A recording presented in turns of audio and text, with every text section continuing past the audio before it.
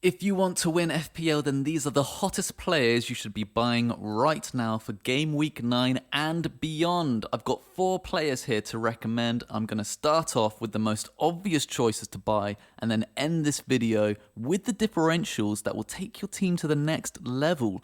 Do not make your transfers before watching this video. Welcome to FPL Sucks, the best worst manager you've ever seen. Here first with a quick disclaimer. These recommendations are backed by hardcore data. If I tell you to avoid a player and they score, or to buy a player and they get a red card, don't come back crying, "Oh, but you said to do this, wow. I ain't gonna listen. I'm right more times than I'm wrong because I recommend what's best on paper. But of course, as legendary manager Brian Clough once said, FPL isn't played on paper, it's played on your phone when taking a dump. A wise man, ahead of his time. So now that's out of the way, let's talk about the obvious buys first before getting into the differentials. First up, Semenyo. Right, it's obvious why I'm recommending him. I'm not going to dwell too much on this player, but there are a couple red flags that I want to bring up to your attention. First of all, why is he such an obvious choice? Well, his actual goal involvement far outweighs the goal involvement of every other midfielder so far this season. And a potential mini red flag is goal involvement is far outpacing his expected goal involvement. Now, you tend to see this level out for players who aren't, let's say, Messi or Ronaldo or Harry Kane. Is Semenyo the next one of these world-class players? Yeah, well, sure, he could be. But obviously, it's unlikely because these players are 1 in a million. They don't come around that often. So could you expect to see his goal involvement start falling down and leveling out with his expected goal involvement? Yeah, probably you could do. And one of the red flags that I wanted to draw your attention to is that he has kind of been slowing down the last 4 game weeks on average. When you look at his season to date, his expected goal involvement down 40%, his actual goal involvement down 11%, and his penalty touches have been down 22%, so it's trending. His data is trending down towards him kind of cooling off a little bit and not being as hot a property as perhaps he was at the very start of the season. He still managed to get his assist against Crystal Palace in the last game, and although if we do anticipate his goal involvement to level off to his expected goal involvement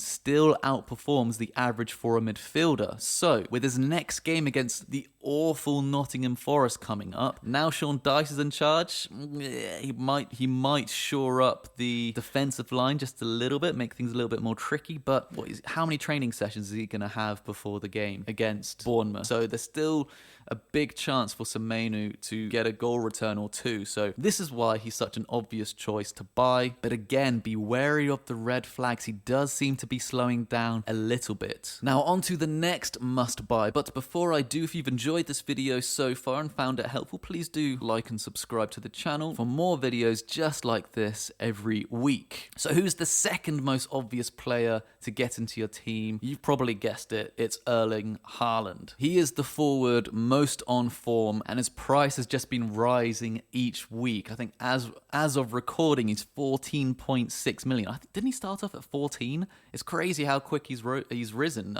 Not as fast as Semenyo, but still from 14 million to 14.6.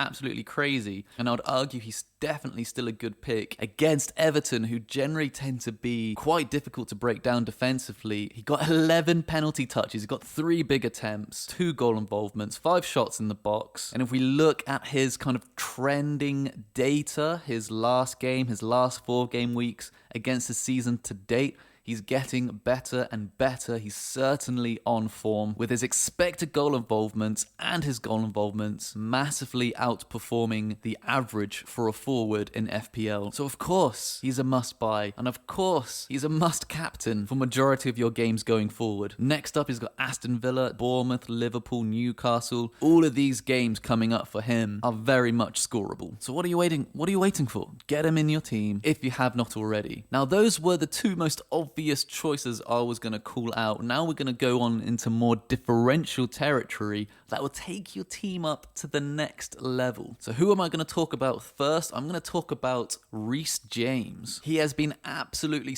storming it recently, and the biggest doubts that obviously anyone could have against him is his fitness and his minutes. Though his last 4 game weeks he's played, he's averaged out playing the full games 90 minutes, and if he can stay fit, then he's definitely a player that you're just going to want to bring in. As of recording, his price is 5.4 million, which seems to be a bargain if you look at his underlying stats. His expected goal involvements and his actual goal involvements far outperforms the average for a defender in FPL, with an average expected goal involvement of 0.8 in his last 4 games against Nottingham Forest, Liverpool, Brighton and Man United. And his next 4 games, Sunderland, Spurs, Wolves, Burnley, definitely favourable for Chelsea going forwards. Definitely favourable for Reece James, someone who obviously is an attacking defender. If he can stay fit, which is probably a big if he can do so, these are upcoming games where he could shine in, as well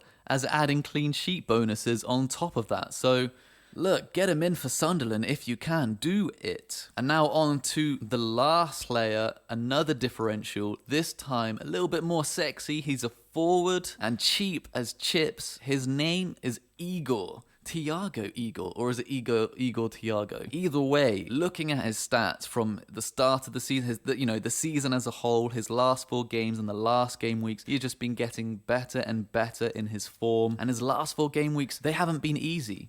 Discounting West Ham, he played Man City, Man United, Fulham, but he's been averaging good stats for a player who's only worth, I think right now, 6.1 million, as he's gotten an average goal involvement of 0.9 in those last 4 game weeks. And the next 4 game weeks coming up, Liverpool, who have been terrible recently, Crystal Palace, Newcastle, Brighton, definitely opportunities for Thiago to get on the score sheet here. If you compare his expected goal involvement and his actual goal involvement against kind of the average for a forward in FPL so far, he only just outperforms them. But again, at 6.1 million and him being a differential, I think, maybe 4% of managers own him? This is a player, if he gets on the score sheets, which is not a big ask, he can do it. If he gets on the score sheet, he's really going to take your team up to the next level. And think about the money you can save elsewhere to put in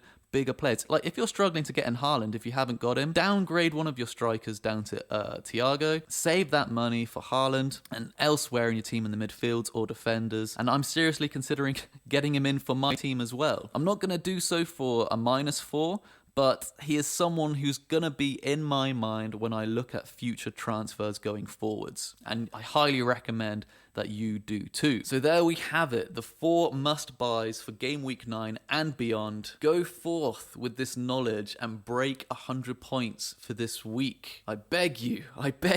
My goal for this season is to end in the top 100,000, the top 1%, and I want to see you there next to me, side by side in Valhalla. Thank you very much for watching this video. If you have enjoyed it, then please do like and subscribe to FPL Sucks for weekly videos just like this, and I'll see you next time. Ciao, ciao.